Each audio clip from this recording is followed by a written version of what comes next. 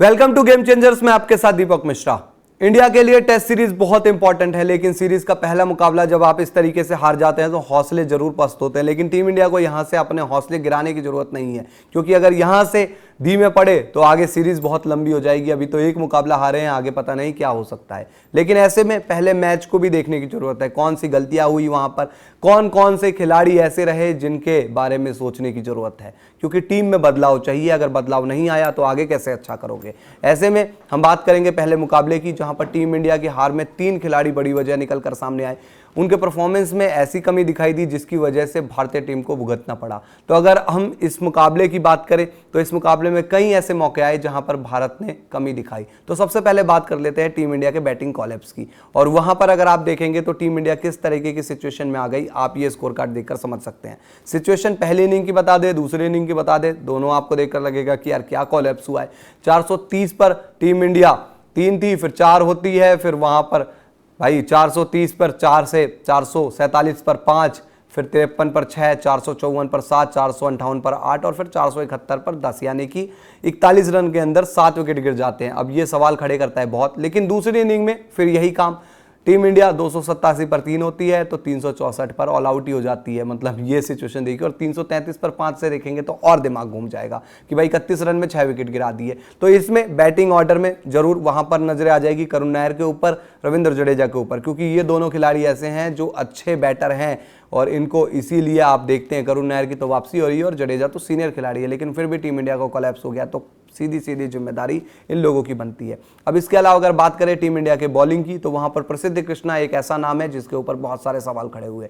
प्रसिद्ध कृष्णा लेंथ ही नहीं पकड़ पाए पूरे मैच में। आप प्रसिद्ध कृष्णा के आंकड़े देखेंगे, एक इनिंग आप देख सकते हैं 20 ओवर में 128 रन लुटा दिए, 3 विकेट लिए। ये पहली इनिंग का हाल है। दूसरी इनिंग में आप देखेंगे तो वहां पर भी इसी तरीके की सिचुएशन रही।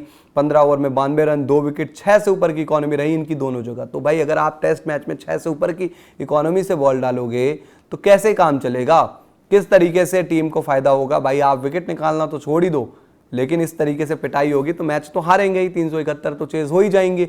लेकिन अब जो टीम इंडिया के कोच साहब है गौतम गंभीर, उनको लगता है कि नहीं, प्रसिद्ध कृष्णा ठीक है, वो अच्छा कर रहे हैं और वो एक ऐसा खिलाड़ी है जो बाउंस बैक करेगा। अब ये गौतम गंभीर ही समझेंगे प्रसिद्ध कृष्णा को देख करके कैसे वो बाउंस बैक करेंगे, क्योंकि टीम में तो आकाशदीप और वहां पर आपको अर्शदीप भी मिलेंगे, वो ज्यादा बेहतर खेल सकते हैं। तो क्या उनको मौका मिलना चाहिए, ये भी एक बड़ा सवाल है। अब इसके अलावा बात कर लेते हैं एक बार शार्दुल ठाकुर की भी और रविंद्र जडेजा की भी। खास तौर पर शार्दुल ठाकुर के लिए सिचुएशन ये रही कि पहले इनिंग में उन्होंने 6 ओवर डाले, दूसरी इनिंग में उन्हें 10 ओवर डालने का मौका मिला, दूसरी इनिंग में उन्होंने 2 विकेट भी निकाल लिए। लेकिन बात यह आ जाती है कि शार्दुल ठाकुर को थोड़ा और बेहतर आना पड़ेगा, क्योंकि शार्दुल ठाकुर को बॉल देने से अगर आपके कप्तान शुभमन गिल घबराते हैं तो जरूर कुछ तो वजह रही होगी। हालांकि वो सही भी हो सकती है, गलत भी हो सकती है, शुभमन गिल बताएंगे। बाकी तो इसमें यह है कि यार शार्दुल ठाकुर जब आपको नीचे रखा है थोड़ी अच्छी बैटिंग करने के लिए, तो वहां बैटिंग भी कर लो ना।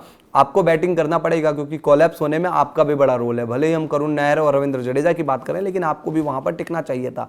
और बाकी अगर आपसे बैटिंग उस हिसाब से नहीं हो रही तो इससे अच्छा है कि हम एक प्रॉपर फास्ट बॉलर खिला लें, वो ज्यादा बेहतर रहेगा हमारे लिए। तो भाई आकाशदीप और वहां पर अगर आप देखोगे अर्शदीप तो वेट कर ही रहे हैं। और इसके साथ ही रविंद्र जडेजा के बारे में जो बात की जाए तो रविंद्र जडेजा भी भाई हार में उनकी भी एक बड़ी वजह शामिल रही, क्योंकि जिस तरीके से उन्होंने बैटिंग की वो भी सवालों के घेरे में रही। भाई पहली इनिंग में अगर वो वहां पर टिक जाते, दूसरा उनका जिस तरीके से टेलेंडर्स के साथ चल रहा था मामला बैटिंग करने का, वो जरूर सवाल खड़े करता है। तो ये एक बड़ी चीज है। बाकी गेंदबाजी चलो उन्होंने दूसरी इनिंग में अच्छी की, पहली इनिंग में भी अच्छी की गेंदबाजी, लेकिन स्टिल एक विकेट टेकर स्पिनर बहुत ज्यादा बेहतर कर देता है। कई दफा हमने देखा कि रविंद्र जडेजा को कंटेन करने के लिए यूज किया गया। तो टीम इंडिया के हार में ये खिलाड़ी बड़ी वजह रहे। अब देखना दिलचस्प होगा कि क्या दूसरे टेस्ट में टीम इंडिया प्लेइंग 11 में कुछ बदलाव करती है, क्योंकि इस हिसाब से 3-3 बदलाव तो नजर आ रहे हैं। आपको फैसला लेना पड़ेगा। और करुण नायर के लिए भी सिचुएशन ये है कि भाई शायद में भी अब आपके लिए अगला टेस्ट आखिरी मौका हो सकता है, क्योंकि ध्रुव जुरैल वेट कर रहे हैं। तो आपको क्या लगता है, क्या ध्रुव जुरैल, अर्शदीप और आकाशदीप को दूसरे टेस्ट मैच में मौका मिलना चाहिए या नहीं? कमेंट में बताइए। वीडियो पसंद आए और लाइक कीजिए, शेयर कीजिए। आप लोग नाइबर्स को भी जाकर डाउनलोड कर लीजिए, क्योंकि वहां पर आप अपने ओपिनियन दे सकते हैं। आपके सवाल हम यहाँ लेते ही हैं गेम चेंजर्स पर। बाकी आप फेसबुक पर भी हमें जरूर फॉलो कर लीजिए। Thank you.